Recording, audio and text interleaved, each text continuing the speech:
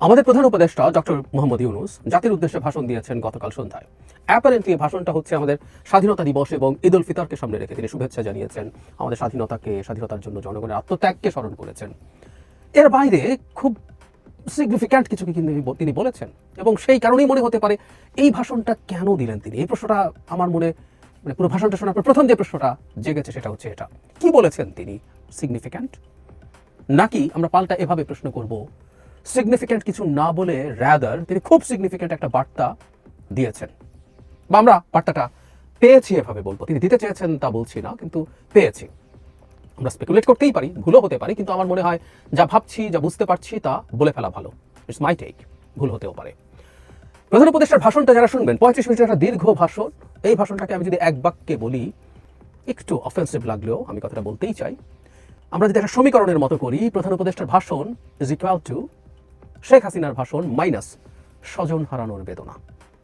শেখ হাসিনা তার ভাষণের শুরুতে তার স্বজন হারানোর বেদনা নিয়ে দীর্ঘ সময় কাটান, কান্নার অভিনয় বা ভান করেন, কারণ এত বছর পর এগুলো ভান।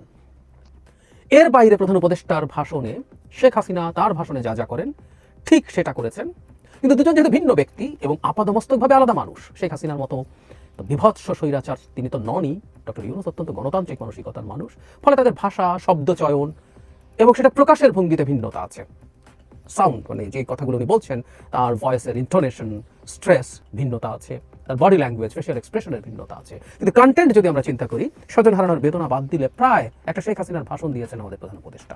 মানে কেন বলছি, কি কি ছিল, কি কি থাকে শেখ হাসিনার ভাষণে, আসলে তাই থাকে। প্রচুর সাফল্যের ন্যারেটিভ, প্রচুর গল্প। শেখ হাসিনা উন্নয়নের গল্প করতেন, এই উন্নয়ন শব্দটা ছিল না, কিন্তু বিভিন্ন ক্ষেত্রে সরকার কি কি করেছে সেই তালিকা দেওয়ার চেষ্টা। এবং আমার কাছে মনে হয়েছে যে তালিকাটা লম্বা করার জন্য এমন বিষয় ওখানে দেওয়া হয়েছে যেটা প্রধান উপদেষ্টার মুখে বলার কোনো কারণ ছিল না। আমি আসবো সেই জায়গায়। আর কি থাকে, সমালোচনা। শেখ হাসিনা সরকারের সমালোচনা হয়েছে, শেখ হাসিনা এর আগে বিএনপি সরকার কি করেছে সেই সমালোচনা করতে।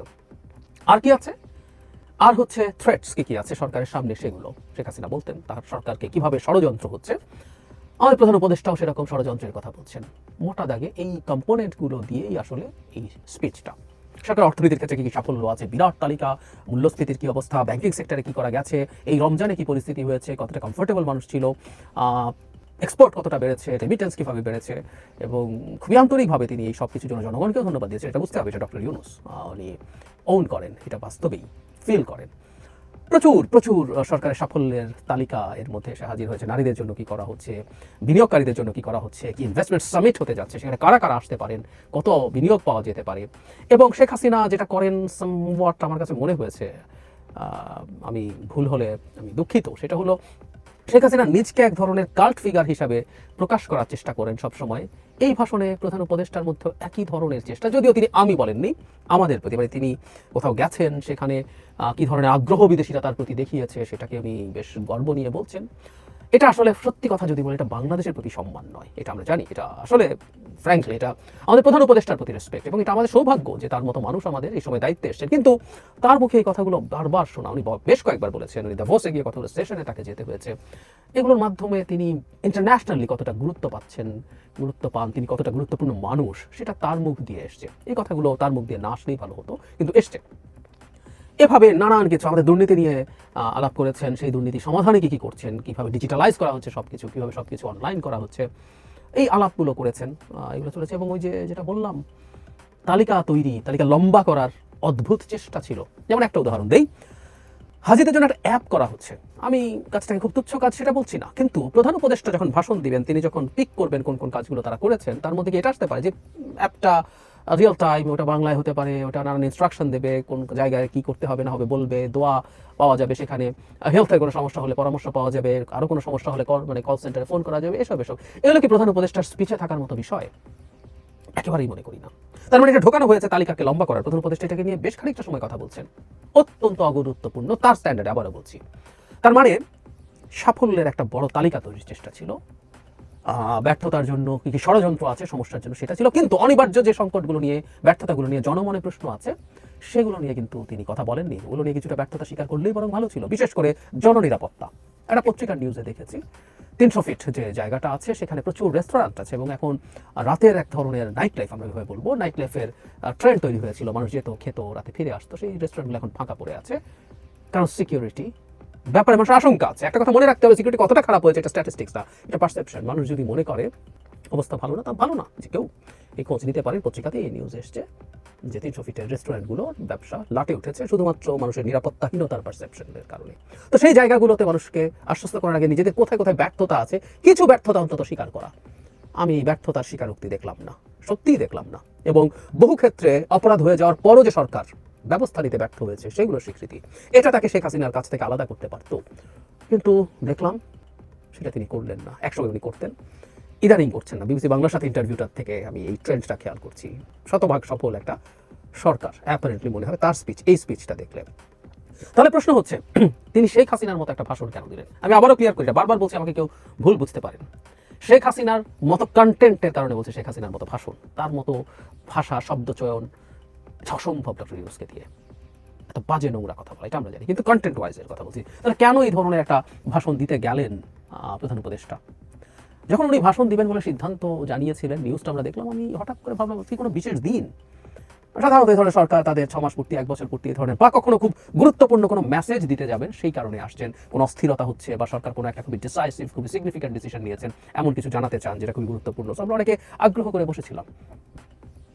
একটা কোনো রকম কোনো গুরুত্বপূর্ণ সিদ্ধান্ত, নতুন কোনো কথা, সংস্কার, ঐকমত্য কমিশন, তারা একসাথে হচ্ছে, তারা এখন বসে ঠিক করে একটা চার্টার হবে, নির্বাচন হবে। এবং নির্বাচনের ক্ষেত্রে তিনি নিজেই বলেছেন, আমি আগেও অনেকবার বলেছি, তো উনি বলেছেন এই বছরের ডিসেম্বর থেকে আগামী জুনের মধ্যে, মানে ডিসেম্বরেও হতে পারে, আগামী জুনের আগ পর্যন্ত যে কোনো সময় নির্বাচন হবে। সেই পুরনো কথা, সেই সব পুরনো কথাই আবার নতুন করে সামনে আসলো। একটা কোনো নতুন কথা নেই, জাস্ট সরকার কি কি ক্ষেত্রে কত ভালো করছে, প্রধান উপদেষ্টা কতটা গুরুত্বপূর্ণ, কোথায় কোথায় থ্রেট আছে, গুজবের কথা এনেছেন, আমাদেরকে সতর্ক থাকতে বলেছেন। সাম্প্রতিক সময় গুজব একটা বড় প্রবলেম তৈরি করেছে, হুইচ ইজ রাইট, সেগুলো তিনি বলার চেষ্টা করেছেন। সো নাথিং নিউ ওয়াজ দেয়ার। তাহলে কেন তিনি ভাষণ দিতে আসলেন? 26শে মার্চকে মাথায় রেখে বা ঈদকে মাথায় রেখে শুভেচ্ছা জানাতে চান না? 35 মিনিট এগুলো নিয়ে এত এত কাজের ফিরিস্তি দেওয়ার কোনো কারণ নেই। আমরা জানি যে আমরা সরকারকে সমালোচনা করছি অনেকেই, যে সরকার ঠিকমতো কাজ করতে পারছে না, সরকার যতটা এফেক্টিভ হওয়ার কথা, এফিশিয়েন্ট হওয়ার কথা, সেগুলো করছে না। যে যে গ্রাউন্ডগুলোতে বলছে সেই গ্রাউন্ডগুলো আসলে এখনো একই রয়ে গেল। সরকারের একদম কোনো সাফল্য নেই কেউ বলছে না, সাফল্য আছে, নিশ্চিতভাবেই আছে। আরও কি কি করা যেতে পারতো, কতটুকু হতে পারতো, কতটুকু হওয়া উচিত ছিল নিজের পক্ষে, সেই আলাপগুলো আমরা করি। তো সরকার সাফল্য দেখাতে যাচ্ছে। এখন প্রশ্ন হচ্ছে, সরকার কেন সাফল্য দেখাতে চাইবে? কি প্রয়োজন? কেন তাকে এতটা মরিয়া হয়ে উঠতে হবে? দু কারণে মানুষ সাফল্য দেখানোর চেষ্টা করে, প্রচুর ন্যারেটিভ, উন্নয়নের নানান ভালো কাজের ন্যারেটিভ তৈরি করতে চায়। একটা হলো যে সরকারটা একটা কারণেই চায়, ক্ষমতাকে এক্সটেন্ড করতে চায়। এখন যে সরকারটা নির্বাচনের মাধ্যমে ক্ষমতাকে এক্সটেন্ড করতে চায়, ফেয়ার অ্যাকসেপ্টেবল ইলেকশনের মাধ্যমে, সে যেটা করে সেটা জানিয়ে নির্বাচনের জন্য মানুষকে মোটিভেট করার চেষ্টা করে যে আমাকে ভোট দাও, আমি তোমার জন্য এটা করেছি। আর আরেক টাইপের সরকার, শেখ হাসিনার মতো মানুষ, প্রচুর উন্নয়নের বয়ান মুহূর্তে মুহূর্তে আমাদের সামনে আনতেন তিনি, তার হয়ে অন্য লোকজন, সেটাও একই কারণে, যে উল্টো কারণ, সেটা হচ্ছে আমাকে থাকতে দাও, ভোট টোটের দরকার নেই, কারণ আমি তোমাকে উন্নয়ন দিচ্ছি, দেশটাকে আমি স্বর্গ বানিয়ে ফেলছি, সিঙ্গাপুর বানিয়ে ফেলছি, প্যারিস, সুইজারল্যান্ড বানিয়ে ফেলছি। সব ভোট টোটের দরকার নেই, ভোট ছাড়াই আমি আছি, আমি থাকলে এটা করছি, এবং আমি যদি না থাকি অন্য কেউ এসে এটা করবে না। এত বেশি উন্নয়ন, এত বেশি কাজের ফিরিস্তি দেওয়ার প্রধান কারণ এই দুটো। এই সরকার তো নির্বাচন করছে না, ফর শিওর। তাহলে আরেকটা প্রশ্ন যেটা আসে, এই সরকার কি তার ক্ষমতা আরো দীর্ঘায়িত করতে চাইছে নির্বাচন না দিয়ে?